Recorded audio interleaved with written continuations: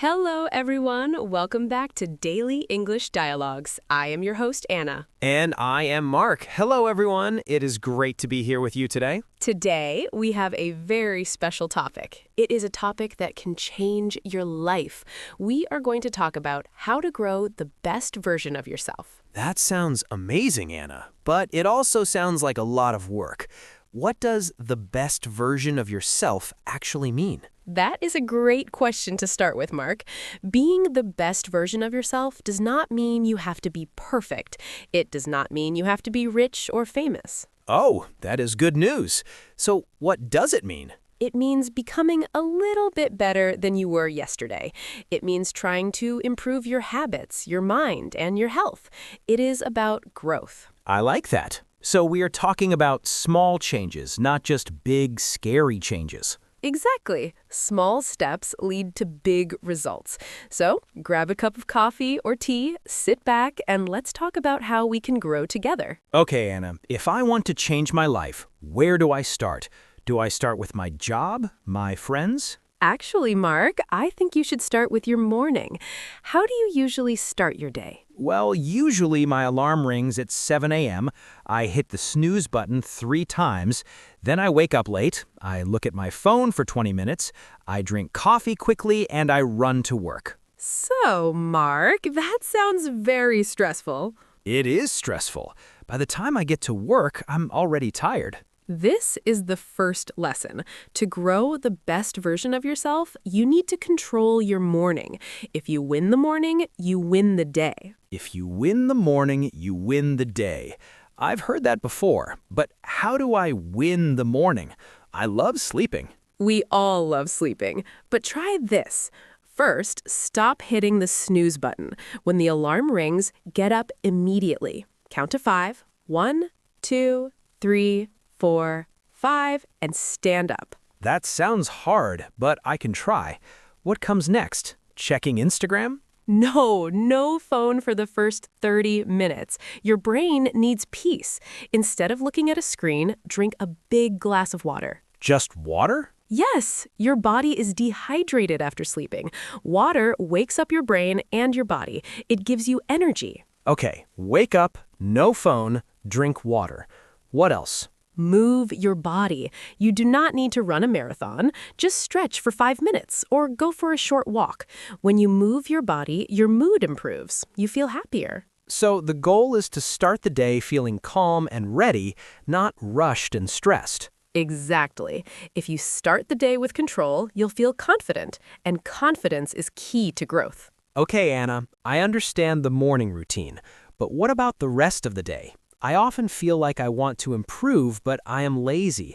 I start a new project and then I stop after 2 days. You're not alone, Mark. Many people feel this way. This is because they rely on motivation, but they need discipline. What is the difference between motivation and discipline? Motivation is a feeling. It comes and goes. Some days you feel excited. Some days you feel tired. You cannot trust feelings. Discipline is doing the work even when you don't feel like it. That's the hard part.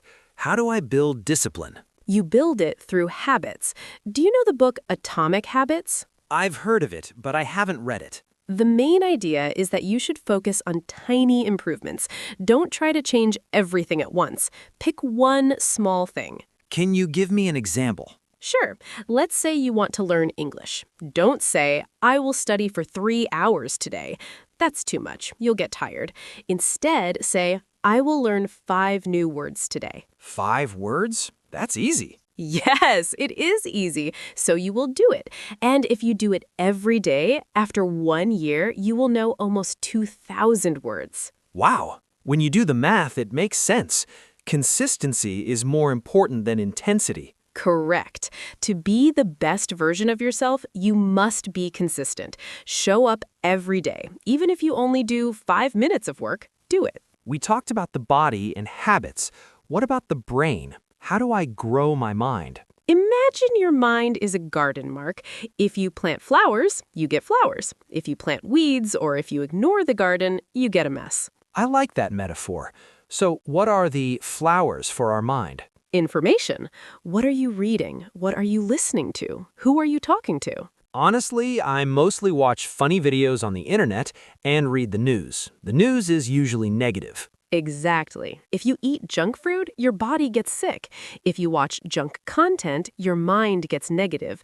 To grow, you need to feed your mind with healthy things. Like this podcast? Yes, listening to educational podcasts, reading books, or watching documentaries. You should try to learn one new thing every day. It is interesting. When I read a good book, I feel more creative. I feel like I can solve problems better. That's because you're giving your brain new tools. A great way to grow is to read biographies. Read stories about successful people. Why biographies? Because you can learn from their mistakes. You don't have to make the same mistakes they made. You can learn their lessons faster. That's a smart shortcut. I should read about people I admire. Well, Anna, I have a confession. What is it, Mark? I want to try new things. I want to start a business or maybe learn to paint, but I am afraid. I'm afraid I will be bad at it. I'm afraid people will laugh at me. So, Mark, that is a very common feeling. That is the fear of failure. But let me tell you a secret. Failure is necessary. Necessary? No, failure feels terrible. It feels bad, yes, but you cannot grow without failing. Think about a baby learning to walk. Does the baby stand up and walk perfectly the first time? No, of course not. The baby falls down a lot. Does the baby think, "Oh no, I failed. I am not a walker. I will just crawl forever"? No, the baby stands up and tries again. Exactly. We need to be like that baby.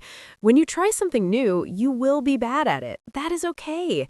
Being bad at something is the first step to being good at something. So I need to change how I look at failure.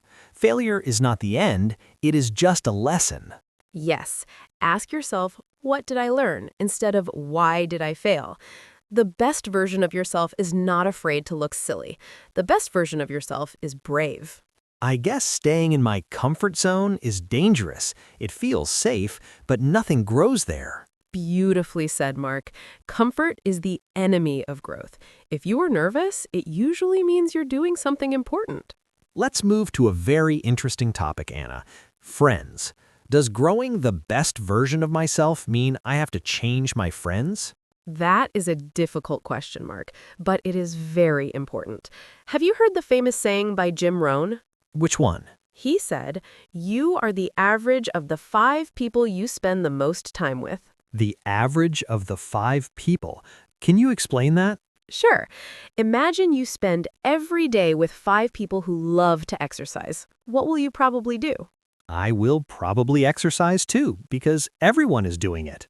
Exactly. Now imagine you spend every day with 5 people who complain, eat junk food, and hate their jobs. I guess I would start complaining and eating junk food too. Correct. Humans are like sponges. We absorb the energy and habits of the people around us. We copy them without thinking. That is scary. So if my friends are lazy, I might become lazy. It is very likely. This is why you need to audit your circle. Audit? You mean check them? Like a test? A little bit. Ask yourself this question. After I hang out with my friend, do I feel energized or do I feel drained?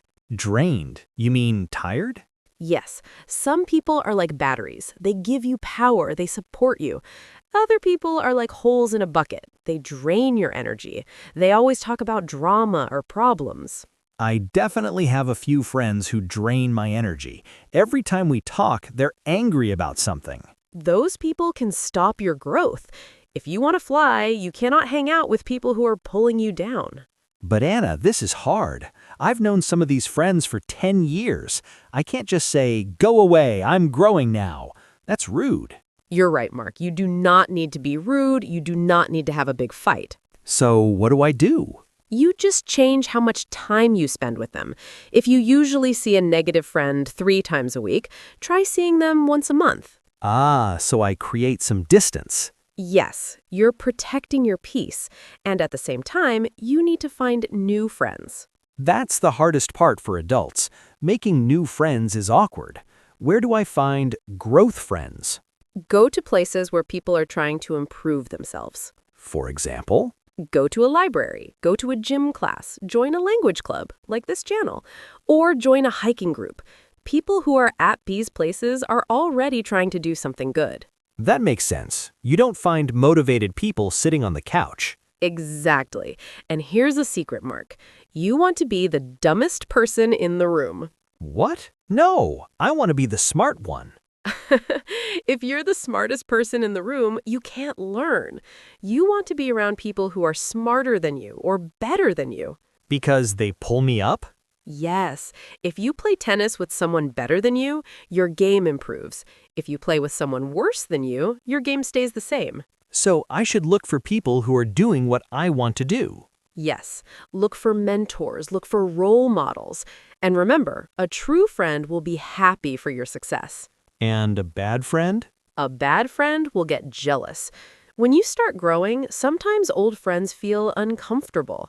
They might say, "Oh, Mark thinks he's too good for us now." I'm afraid of that. I don't want them to think I'm arrogant. That is not arrogance, Mark. That's growth. If they're true friends, they'll clap for you. If they get angry because you're improving, then they're not supporting you. I understand. It's about quality, not quantity. It's better to have 2 great friends than 10 negative ones. Perfectly said. Your social circle is your team. Make sure you have a winning team. Well, Anna, we have talked a lot about me, my habits, my mind, my friends. Is self-growth only about being selfish? Not at all.